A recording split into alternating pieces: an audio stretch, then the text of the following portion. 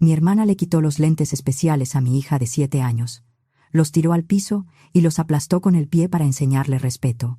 Después, la obligó a limpiar la misma cocina una y otra vez, con las manos rojas, mientras sus primos se reían y mis papás miraban sin hacer nada. Yo no grité. A la mañana siguiente, después de una noche casi sin dormir, empecé a quitarles el control que creían tener sobre nosotras. Se suponía que iba a ser un día normal, una visita familiar, un fin de semana largo, dejar a mi hija unas horas en casa de mis papás para poder cubrir una guardia sin resolver su cuidado a las carreras. Soy doctora. Estoy acostumbrada a las urgencias, al miedo, a la sangre, a los gritos que no se calman con una pastilla. Lo que no esperaba era entrar a la sala de mis propios padres y sentir, desde el primer segundo, que algo estaba mal. No era una rareza normal de casa familiar. Era otra cosa.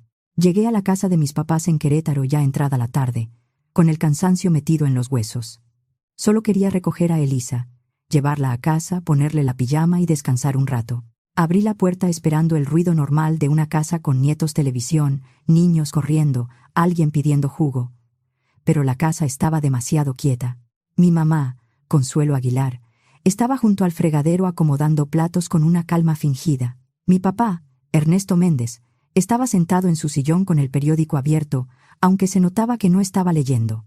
Mi hermana Lorena estaba en el sillón, celular en mano, demasiado relajada, como si estuviera actuando tranquilidad, y Elisa estaba sentada en el tapete. Chiquita, derecha, callada, con las manos sobre las piernas, como si esperara que alguien dictara sentencia. No levantó la mirada cuando entré. Eso fue lo primero que me pegó. Mi hija no es dramática. Cuando algo le duele, se apaga, se queda quieta. Y en ese momento se veía así, como si estuviera tratando de ocupar menos espacio. Luego vi sus manos. No estaban sangrando, no estaban abiertas, pero estaban mal. Tenía los nudillos rojos, la piel irritada, unas marcas moradas leves, marcas de haber tallado algo durante demasiado tiempo, con demasiada fuerza, con manos de niña, y no traía sus lentes. Elisa usa lentes especiales de apoyo visual desde hace años. No son un adorno. Con ellos lee, camina tranquila, enfoca. Sin ellos entrecierra los ojos, se marea y le duele la cabeza. Verla con la cara descubierta, los ojos cansados y un poco perdidos, me detuvo en la entrada. «Hola, mi amor», dije, intentando que mi voz sonara normal. «¿Dónde están tus lentes?» Elisa se encogió apenas. No fue un salto, ni un llanto. Fue un movimiento mínimo, como si mi pregunta hubiera tocado una herida. Lorena contestó antes de que mi hija pudiera hablar. Se le cayeron. Su tono fue demasiado parejo, demasiado ensayado. Di un paso hacia adentro. ¿Se le cayeron dónde?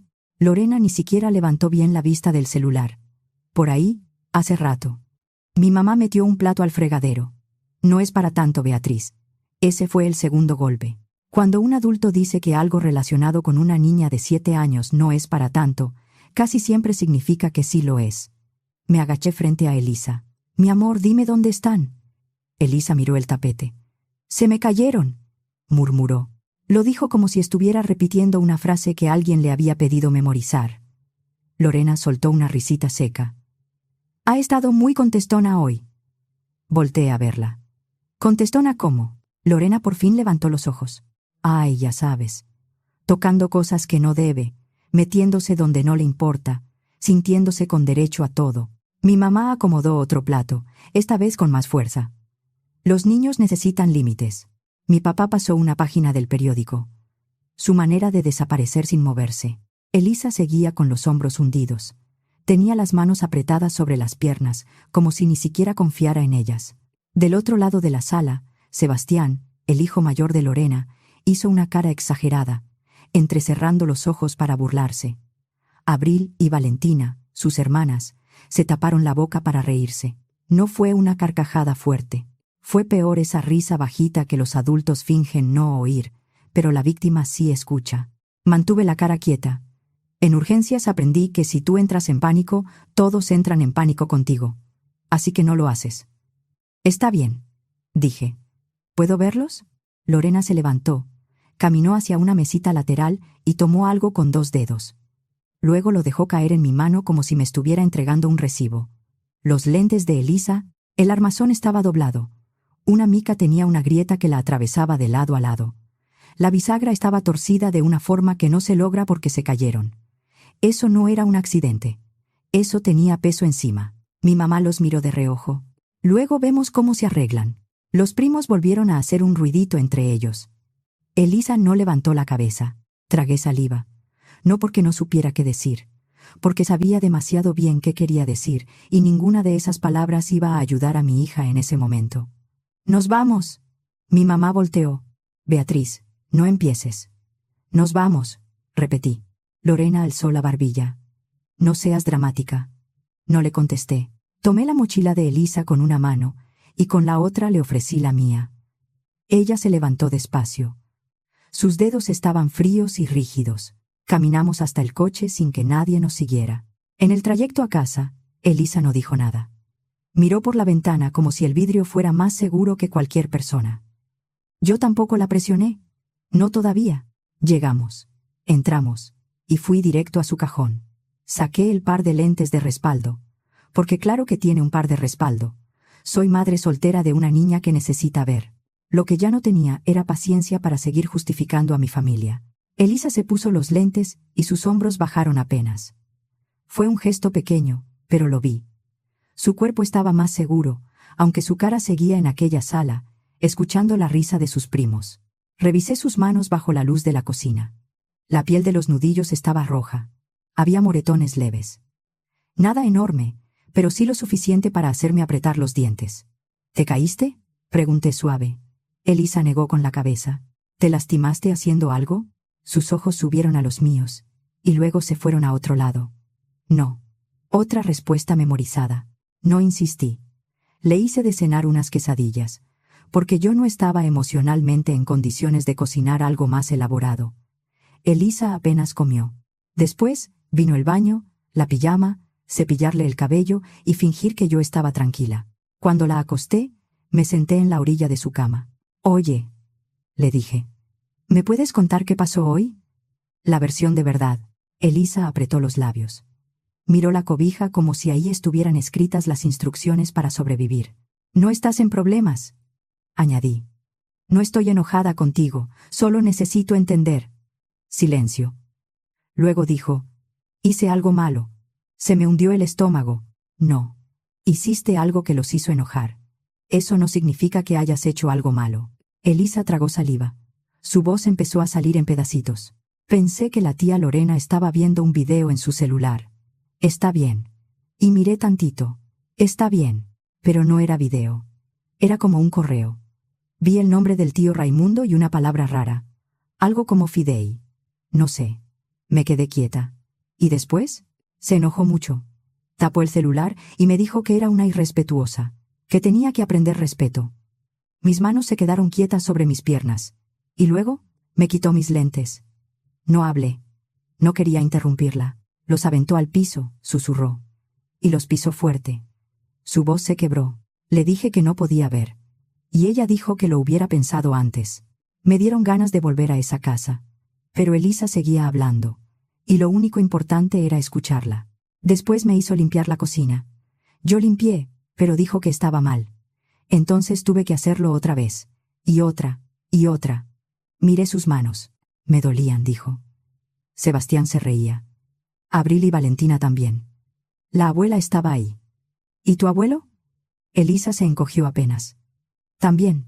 Esa respuesta lo decía todo. No la defendió. No hizo nada. Estuvo ahí, que en mi familia era una forma cómoda de participar. Elisa apretó la cobija. Yo traté de portarme bien. De verdad traté. Algo se me rompió por dentro. Elisa parpadeó rápido. «¿Mamá? ¿Soy mala?». Me incliné y le tomé la cara con cuidado. «No. No, mi amor. Tú no eres mala. Lo que te hicieron estuvo mal. Eso es muy distinto». Entonces lloró. Sin gritar. Sin hacer berrinche. Lloró con cuidado, como si hasta llorar pudiera molestar a alguien. La abracé, hasta que su respiración se calmó. Cuando por fin se quedó dormida, fui a la cocina. Saqué mi celular y fotografié los lentes rotos desde todos los ángulos. El armazón doblado, la mica quebrada, la bisagra torcida. Al día siguiente, pedí una constancia médica con su pediatra por las marcas en las manos. No por exagerar, porque ya sabía que mi familia negaba todo. Esa noche me senté en la oscuridad, mirando esos lentes como si fueran una prueba. No llamé a Lorena. No fui a casa de mi padre. No grité. Respiré hondo, como antes de entrar a una sala donde todo puede salir mal. Y empecé a hacer planes. La gente no se vuelve cruel de la noche a la mañana. Practica. Lo disfraza de educación, de disciplina, de así se forman los niños. En mi casa, cuando yo era niña, mi mamá lo llamaba ser estricta. Ser estricta significaba que si tirabas un vaso con agua, te ganabas un sermón larguísimo. Si contestabas con un tono que ella no aprobaba, aprendías a tener miedo de hablar. Mi papá no gritaba, no pegaba, no necesitaba hacerlo. Se sentaba en su sillón, suspiraba cuando mi mamá se alteraba, y actuaba como si su silencio fuera neutralidad. No lo era. Su silencio siempre ayudaba al más fuerte. Lorena entendió pronto cómo sobrevivir en esa casa. Sonreír cuando tocaba, ser la hija buena, y cuando lo logró, los regaños dejaron de caer sobre ella. Cayeron sobre mí. En mi familia casi nada cambiaba. Solo cambiaba quién pagaba el costo. Lorena aprendió a usar eso a su favor. Si rompía algo, lloraba primero. Si la descubrían, abría los ojos como si la hubieran traicionado. Mi mamá corría a consolarla, y luego volteaba hacia mí como si yo hubiera cometido un delito. No sé en qué momento dejé de esperar justicia. Fue una injusticia pequeña tras otra.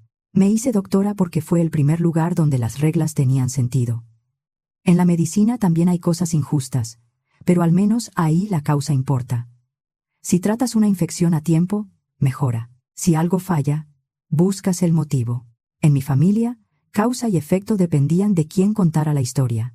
Seguí en contacto con mis papás, porque a uno lo entrenan para sentirse culpable por respirar. Y porque cuando nació Elisa, sentí algo que de niña nunca había sentido con tanta claridad: amor protector. Ese amor que te hace querer construirle a tu hija un mundo donde no tenga que encogerse para estar a salvo. Así que lo intenté. Intenté darle abuelos, primos, una tía. Me dije que con ella sería distinto. No lo fue. Al principio fue más sutil. Los hijos de Lorena, Sebastián, Abril y Valentina, siempre eran los protagonistas. Elisa recibía sonrisas que parecían favores. A veces Lorena decía: Elisa es demasiado sensible. Y mi mamá se reía como si ser sensible fuera un defecto. A veces, Sebastián la imitaba entrecerrando los ojos. Abril y Valentina se reían. Los adultos fingían no escuchar. Yo veía a Elisa observándolos, con los hombros un poco cerrados, como si estuviera intentando descubrir qué regla no había entendido. Durante años preferí no verlo. Ese día ya no pude. También ayudaba económicamente a mi familia. No porque fuera una santa, sino porque creí que así compraba paz. Mis papás tenían gastos. Lorena siempre tenía un pendiente. Inscripciones, uniformes, clases, recibos atrasados, una reparación del coche, una mensualidad que ahorita no podían cubrir. Yo hacía transferencias. Pagaba cosas. Cubría huecos. A veces hasta dejaba tarjetas guardadas para pagos escolares que ni siquiera eran de mi hija. Parte de ese dinero terminaba beneficiando a los hijos de Lorena. Actividades, materiales, cuotas escolares. Mientras tanto, Elisa era tratada como si tuviera que agradecer que la incluyeran. Yo pagaba cosas que no me tocaban para que nos dejaran en paz. Y luego estaba el tío Raimundo. Raimundo Ruiz era tío de mi mamá por parte de su madre, aunque en la familia todos le decíamos tío Raimundo. Para Elisa, fue simplemente el tío Raimundo, porque era el único adulto de esa rama familiar que la trataba como si su presencia no estorbara. Se acordaba de su cumpleaños. Le preguntaba por sus libros. La escuchaba.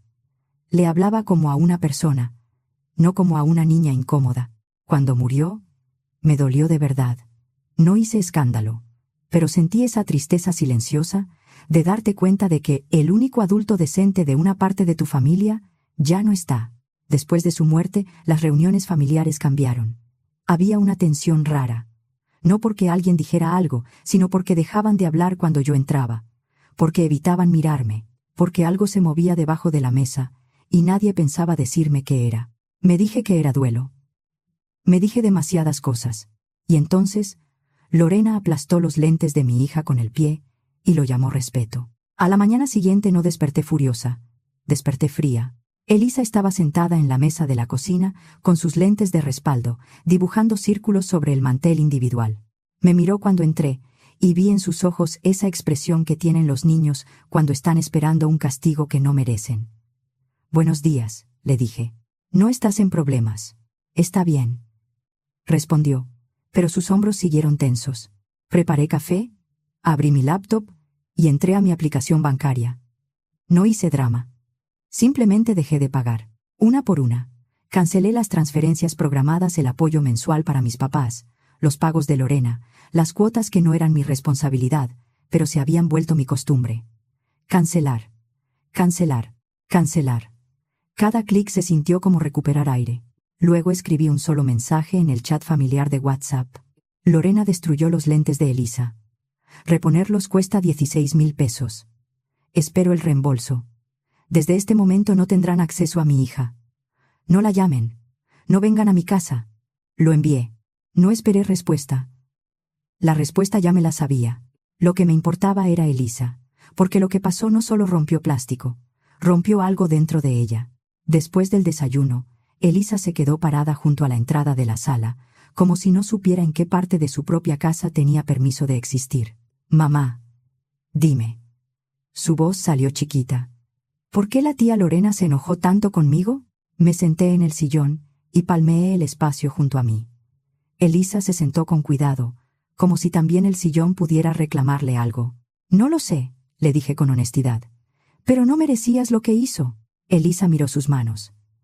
Los nudillos seguían marcados. «Yo ni siquiera hice nada», murmuró. «Solo miré tantito». Mantuve la voz tranquila. «Cuéntame qué recuerdas». Dudó. «Es que fue una tontería». «Está bien. Cuéntame». Pensé que estaba viendo un video. Entonces volteé. Pero ni era video. Era algo aburrido. «¿Algo aburrido cómo?» Elisa frunció la nariz, tratando de encontrar la palabra. «Como un correo». No lo leí. Solo vi palabras. Vi Raimundo. Y fideialgo. La tía Lorena se enojó de inmediato. «Fideicomiso». La palabra se me quedó clavada.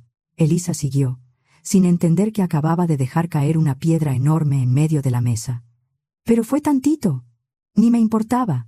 Mantuve la cara quieta con pura fuerza de voluntad. «Gracias por decírmelo». Elisa me miró rápido. «¿Estoy en problemas?» «No», dije, y esta vez mi voz salió firme. «¿Estás segura?» Ella soltó el aire como si lo hubiera estado guardando desde el día anterior. La abracé más tiempo del necesario, porque yo también necesitaba sentir que estaba ahí conmigo, y no en el piso de otra casa, tallando una cocina mientras se reían. Un rato después, sonó mi celular. Lorena. A los 10 segundos, mi mamá ya estaba en la llamada también. Mi papá no habló, pero escuché su respiración al fondo. Como siempre, presente sin participar. Lorena ni siquiera dijo, «Hola, ¿qué es ese mensaje?» Mi mamá entró enseguida. «Beatriz, ¿qué estás haciendo?» Mantuve la voz plana. «¿Se acabó?» Lorena soltó una risa. «¿Se acabó qué?» «¿Tu berrinche? Destruiste los lentes de Elisa. Los vas a pagar y no vas a volver a verla». «Eso no pasó así», dijo demasiado rápido. Mi mamá la respaldó al instante. A Elisa se le cayeron. «¿Y entonces por qué sus manos están lastimadas?» Silencio. Lorena habló de nuevo, esta vez más torpe. «Es que estaba de necia. Se estaba portando mal. Necesitaba una consecuencia». Respiré despacio. «Entonces decídanse. ¿Fue un accidente o fue un castigo? Porque las dos cosas no pueden ser verdad». Mi mamá elevó la voz. «No nos hables así. No estoy discutiendo. Estoy informando. Ya no voy a pagarles nada. No voy a cubrir recibos, colegiaturas, cuotas ni emergencias de nadie. Y ustedes no se acercan a mi hija». Lorena casi gritó. «¿Vas a cancelar los pagos por unos lentes?» Ahí estaba. El verdadero dolor. No Elisa. No sus manos. No el miedo que le metieron. Los pagos. «Sí», dije. «Y por lo que le hicieron a mi hija». Mi mamá sonó ofendida. «Estás rompiendo a la familia». «No», respondí. «Ustedes hicieron eso cuando la vieron sufrir y no movieron un dedo». Hubo un segundo de silencio. En ese segundo escuché algo nuevo: miedo. No miedo por Elisa. Miedo porque acababan de entender que algo se les había salido de las manos. Lorena habló entre dientes. «No puedes hacer esto». Ya lo hice. Beatriz, dijo mi mamá, no llamen a Elisa, no vengan a mi casa, paguen los lentes. Colgué. No porque hubiera ganado una discusión, porque no estaba teniendo una discusión. Elisa se asomó desde el pasillo. ¿Era la tía Lorena? Su cara se llenó de angustia. Sí. ¿Está enojada? Que se enoje, le dije, suavizando la voz. Los adultos se hacen cargo de lo que sienten. Tú no tienes que arreglar eso. Esa noche, cuando Elisa se durmió, volví a sentarme frente a la laptop. Esta vez no abrí el banco. Busqué el nombre completo del tío Raimundo. Raimundo Ruiz. Obituario. Notaría. Herencia. Fideicomiso. Palabras aburridas de adultos. Las mismas que Elisa había visto sin querer. Por primera vez, la pregunta dejó de ser, ¿por qué Lorena hizo eso? La pregunta fue, ¿qué estaban escondiendo para que Lorena reaccionara así? El despacho de Óscar Cárdenas olía a café recalentado y papel viejo. Óscar era un abogado tranquilo, de esos que han visto familias destruirse por menos que una casa heredada. Escuchaba sin interrumpir ni consolar de más. Eso me gustó. Le conté la versión corta, la útil, los lentes, el pisotón, la limpieza repetida, los primos riéndose, la palabra rara en el celular, el nombre de Raimundo en un correo de mi hermana. También le llevé fotos, la constancia médica, la factura de los lentes anteriores, el acta de defunción de Raimundo, y todo lo que pude conseguir sin pedirle nada a mi familia. Óscar no hizo caras, solo tomó notas. «Usted quiere saber si existe alguna disposición testamentaria relacionada con su hija», dijo. «Quiero saber qué vio mi hija para que mi hermana reaccionara así». Óscar asintió. «Entiendo». Me pidió nombres completos, fechas, relación familiar, datos de defunción, posibles notarías, cualquier correo, cualquier documento viejo. También los nombres de mis padres, porque en un documento no existen mi mamá y mi papá. Existen Consuelo Aguilar y Ernesto Méndez. Óscar no prometió milagros. Prometió revisar. Pasaron un par de semanas entre llamadas, copias certificadas, búsquedas en notaría y oficios antes de que volviera a llamarme. Su voz era distinta, más pesada. «Beatriz, sí hay una disposición testamentaria ligada al señor Raimundo Ruiz. También hay instrucciones para constituir y liberar un fondo a favor de su hija». Me senté antes de que las piernas me fallaran. «¿Y Elisa?» «Su hija aparece como beneficiaria». Cerré los ojos. «¿De cuánto estamos hablando?» Óscar hizo una pausa. No larga, pero suficiente para prepararme. 4 millones de pesos. No respiré.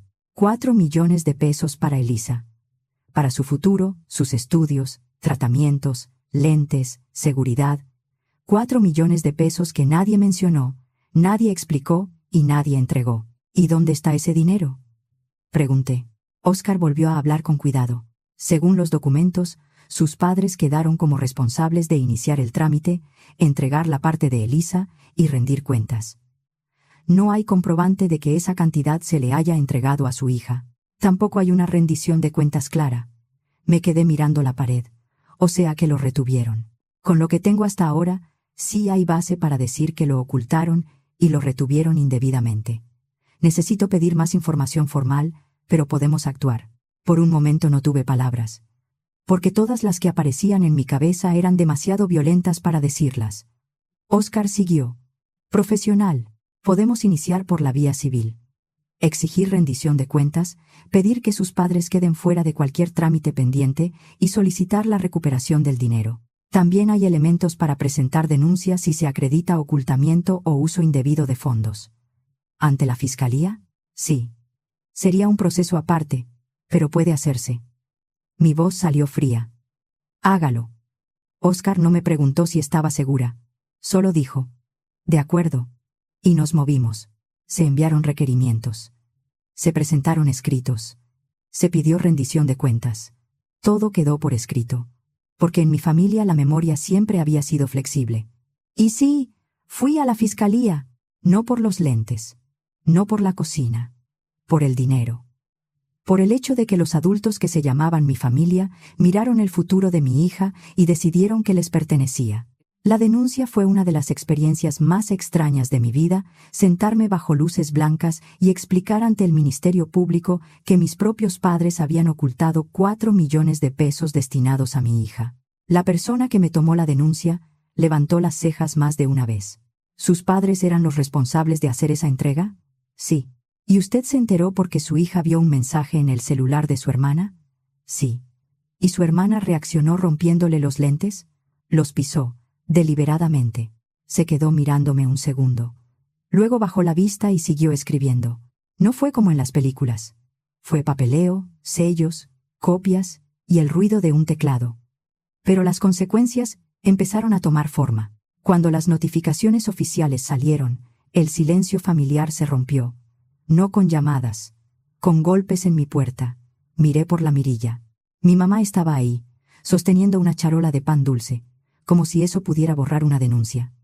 Mi papá estaba detrás, con esa cara de querer estar en cualquier otro lugar. Lorena estaba a un lado, brazos cruzados, con una sonrisa tan rígida que parecía dolorosa. Antes de abrir, dejé el celular grabando sobre la mesa. No pensaba discutir. Tampoco pensaba volver a confiar en su versión de nada. Abrí la puerta, pero no los invité a pasar. Mi mamá sonrió demasiado. Beatriz, hija, queremos hablar. Miré la charola. ¡Qué curioso momento para traer pan! Mi mamá parpadeó. No sé a qué te refieres. Sonreí apenas. Claro. Igual que no sabes qué pasó con los lentes de Elisa. La sonrisa de mi mamá tembló. Lorena dio un paso al frente. Esto es ridículo. Estás haciendo un desastre por nada. ¿Por nada? Repetí. ¿4 millones de pesos son nada? Mi papá habló por primera vez. Bajito. Beatriz. Levanté la mano. Hablen con Óscar Cárdenas. Mi mamá apretó la charola. Somos tu familia.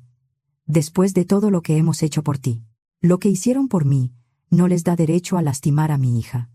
Lorena dejó caer la sonrisa. No entiendes lo que estás haciendo. Sí lo entiendo, y por eso ya no voy a parar. Mi mamá endureció la voz.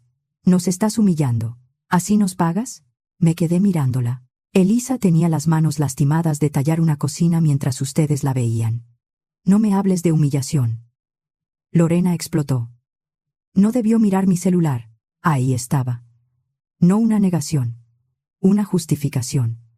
Una confesión vestida de regaño. Mi mamá giró hacia ella. Lorena, cállate. Pero Lorena ya no pudo parar. Fue una irrespetuosa. Tenía que aprender. Y ahora tú vienes a querer quitarle dinero a mis hijos. Solté una risa corta, sin alegría. ¿A tus hijos? Lorena abrió los ojos como si yo fuera la injusta. Sí, a mis hijos.